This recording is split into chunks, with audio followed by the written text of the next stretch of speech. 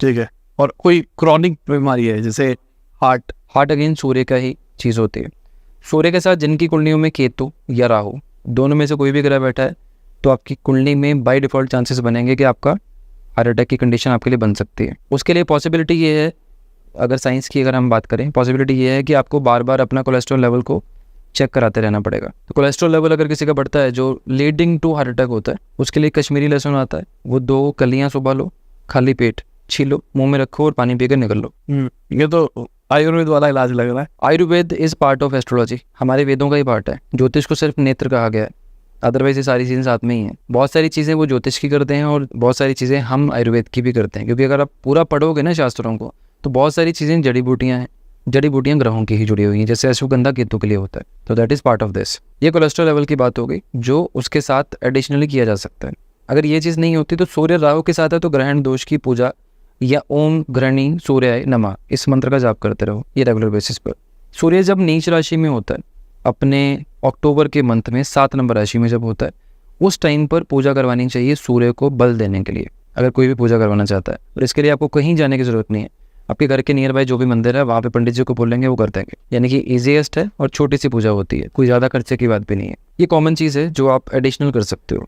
Still अगर आपको लगता है कि आपका हार्ट अटैक के इश्यूज़ बने हैं या हेरिडिटरी प्रॉब्लम्स आपकी बनती हैं, आपके घर का नॉर्थ ईस्ट डायरेक्शन जो है वो क्लियर रहना चाहिए, वहाँ पे लाल रंग की चीज़ें नहीं होनी चाहिए। अगर होगी तो हार्ट अटैक के चांसेस बहुत ज़्यादा हो जाएंगे। शुगर, डायबिटीज़ 2 ग्रहों की रिस्पॉन्सिबिलिटीज़ हैं, एक शुक्र की और दूसरी है बृहस्पति की। शुक्र जिनकी भी कुंडली में 8वें घर में बैठा है, बृहस्पति 8वें घर में बैठा है, उनको शुगर गारंटेड होगी। आप 1 लाख रुपए के स्टैम्प पेपर पे लिखवा लो, 8वें घर में जिसके ये 2 ग्रह बैठे हुए हैं 8th हाउस में। अब इसके लिए कुछ चीज़ें प्रिकॉशनरी और कुछ चीज़ें आपके लिए रेमेडीज़ के तौर पर हैं। रेमेडीज़ की कंडीशन में क्या आप फिर से बोलोगे आयुर्वेद बीच में आ गया। जामुन का एक वो आता है, रस आता है, आप वो कंज्यूम करना शुरू करो ट्वाइस अ डे, ठीक है।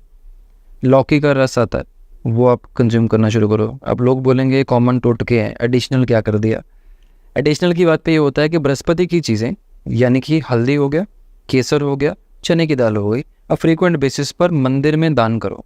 मंदिर में पुजारी जी को नहीं देना, वहाँ पे दान करो। अब इसका लॉजिकल रीज़न सिर्फ इतना है कि बृहस्पति को हम पॉजिटिव कर रहे हैं जो कि 8वें घर में पीड़ित है। पंडित जी को नहीं देना तो किसको देना है? मंदिर में रख के आना है, क्योंकि वो दोनों ग्रहों का यूज़ अलग है। पंडित जी को पकड़ाओगे अलग घर का उपाय है, मंदिर में रख के आओगे वो अलग घर का उपाय है, इसलिए रख कर आना है। अब उपाय करने का मतलब ये नहीं है कि आप जाकर जो मर्जी खाओ जो मर्जी पियो, आपकी डाइट भी आपको मेंटेन रखनी है, जो डॉक्टर ने बोला है वो चीज़ें भी मैनेज करनी है। एनर्जी सिर्फ और सिर्फ आपको आगे बढ़ने के लिए या मैनेज करने के लिए हेल्प करती हैं कि आप उस चीज़ को बैलेंस करके चल सको।